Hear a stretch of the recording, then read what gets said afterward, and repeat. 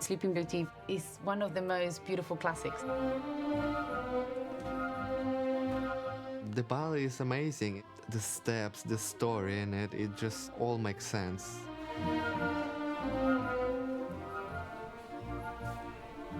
With Tchaikovsky, you hear it once and you know it for the rest of your life.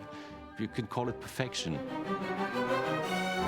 It's a fantastic display of classical technique, but all within a fairy tale, which is lovely. Just let's go to the tail end of La Da Di Da Di Da. Vadim, would you like to just pick up the end of your solo? Can we go back, please? I don't know when I first saw The Sleeping Beauty, because I was always in it. I remember exactly when You saw it before you were in it. I was 11 years old, and it was the first ballet I ever saw at the Royal Opera House. Hello. Bravo.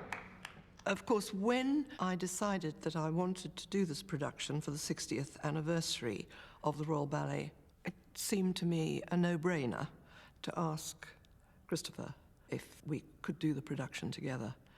We really wanted to recreate the 1946 production, didn't we? Yes. But bring it up to date for today's audiences. Of course, the ballet essentially is the triumph of good over evil. It's always more fun being the baddie. Carabas has an amazing entrance. She turns up at Princess Aurora's christening uninvited, and she's furious that she hasn't been invited. And so let's say she upsets the proceedings. She places a curse on the baby Aurora, and when she grows up, she will prick her finger and die. I have an opposing force in the Lilac Fairy. The Lilac Fairy can't quite stop Carabas from casting her spell, but she manages to change it. Instead of that she dies, that she falls asleep for 100 years. You can immediately recognize if it's the bad or the good in the sound of the orchestra. It's difficult to find scores who are explaining, in a way, like I would say, like a film score.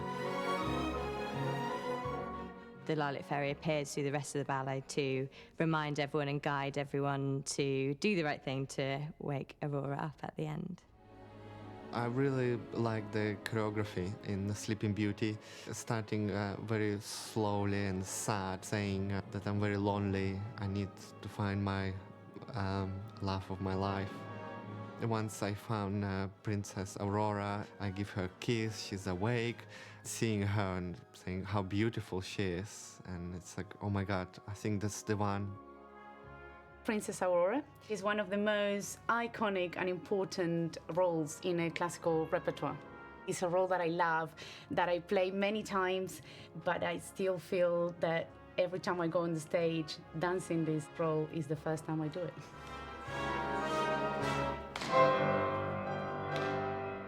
It's a lovely story, but what goes with it is one of the hardest things for a ballerina. It's like climbing Mount Everest, I always say. We do lots of spinning, lots of jumping. Inside, sometimes you think, oh my God, I'm just about to die. It has to be done perfectly. You really have to show your pure classical movements. Obviously, you have to display these steps in a way that is just magical.